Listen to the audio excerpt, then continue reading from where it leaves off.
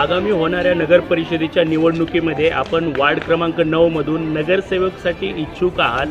कोणत्या मुद्द्यावरती आपण आगामी नगर परिषदेची निवडणूक लढणार आहात त्याबद्दल काय सांगा? आत्ता फुरसुंगी उरुदेवाची नगर परिषदेची निवडणूक होत आहे. आपण सर्वजण जाणता की ह्या भागामध्ये पाण्याचा, रस्त्याचा आणि कचऱ्याचा हा मोठा प्रश्न आहे. ते प्रश्न सोडवण्याच्या मुद्द्यावरती आम्ही निवडणूक लढवत आहोत. तसेच फुरसुंगी आणि उरुदेवाच्या उज्ज्वल भवितव्यासाठी निवडणूक लढवत आहोत.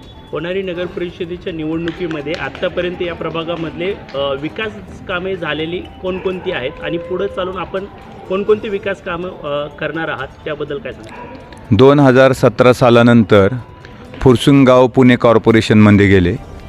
पुणे कॉर्पोरेशनमध्ये गेल्यानंतर परत फुरसुंगी गावात भरमसाठ टॅक्स वाढ झाल्यामुळे फुरसुंगी गावात महानगरपालिकेतून वगळून परत नगर परिषद झाली.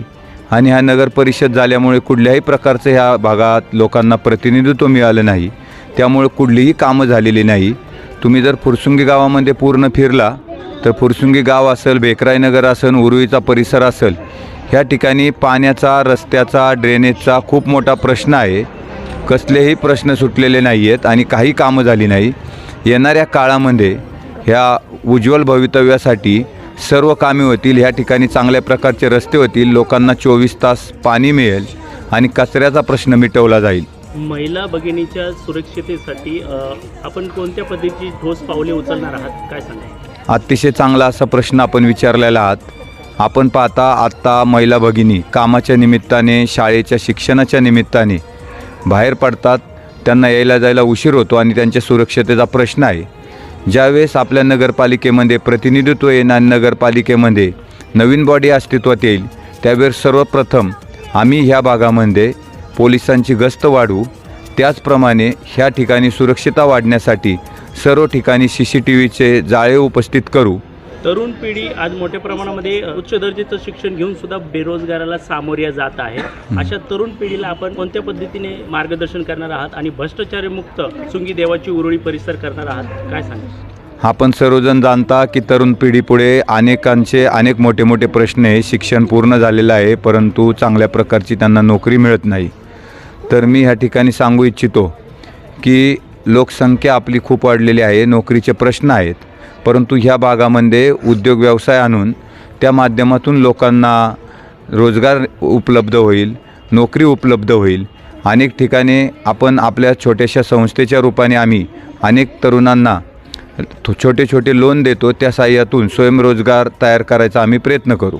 वयोवृद्ध महिला आणि ज्येष्ठ नागरिक यांच्यासाठी काय उपाययोजना आपल्याकडनं असणार आहे? आपण सर्वजण जाणता की वयोवृद्ध महिला आणि ज्येष्ठ नागरिक हे आपले खऱ्या अर्थाने आधार आहेत. त्यांच्याच आशीर्वाद आणि मार्गदर्शनामधून हा समाज चाललेला आहे. त्यांच्यासाठी, ज्येष्ठ नागरिकांसाठी विरंगुळा केंद्र असतील, त्यांच्यासाठी वेगवेगळ्या योजना असतील. आज आपण सर्वजण जाणता की पंतप्रधान नरेंद्र मोदी हे ज्येष्ठ नागरिकांसाठी त्यांनी अनेक स्कीम चालू केलेल्या आहेत. ह्या स्कीम आपल्या भागातील बऱ्याच लोकांपर्यंत पोचलेल्या नाही आहेत. ते पोचवण्याचं आम्ही काम करू. अनेक ज्येष्ठ नागरिकांना पेन्शन मिळते, 5 लाखापर्यंत त्यांना मोफत औषधोपचार आहे. या सर्वांची आम्ही सुविधा करू. महाराष्ट्रात आणि महाराष्ट्राच्या बाहेर पुणे शहराला हे विद्याचं माहेरघर म्हणून ओळखलं जातं.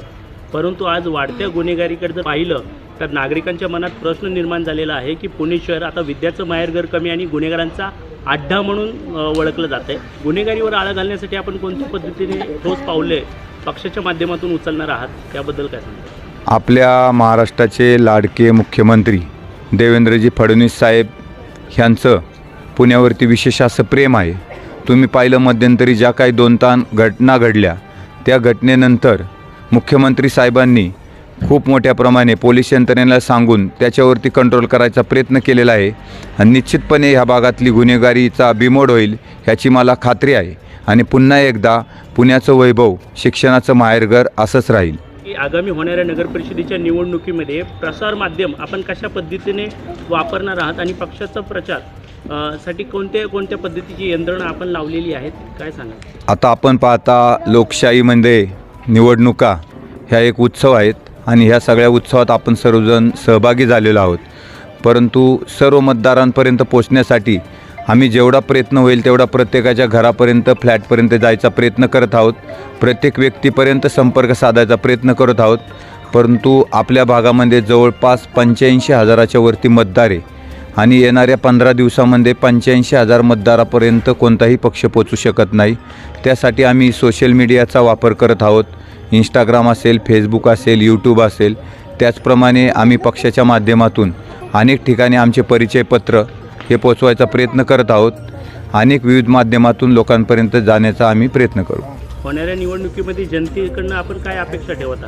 होणाऱ्या निवडणुकीमध्ये जनतेकडून फक्त आम्ही एकच अपेक्षा ठेवतो की आपण आपल्या भागातले जे प्रतिनिधित्व आहे ते चांगलं द्या. ते सुशिक्षित असलं पाहिजे, ते भ्रष्टाचाराला विरोध करणारं पाहिजे, त्यांनी समाजासाठी वेळ दिला पाहिजे. त्या उमेदवाराचं चारित्र्य, त्याची पार्श्वभूमी आपण सर्वांनी पाहणं गरजेचं आहे. त्याचा पक्षही पाहणं महत्त्वाचं आहे असं मला वाटतं. धन्यवाद सर, तुम्ही दिलेल्या सविस्तर माहितीबद्दल. Thank you very much. तुम्ही जर आमच्या चॅनलवरती नवीन असाल तर आमच्या चॅनलला लाईक, शेअर व सबस्क्राईब करा. तसंच बेल आयकॉनचं बटन दाबून कमेंट करायला मात्र विसरू नका. कारण बातमी तुमची, साथ आमची. आपल्या हक्काचं चॅनल. धन्यवाद.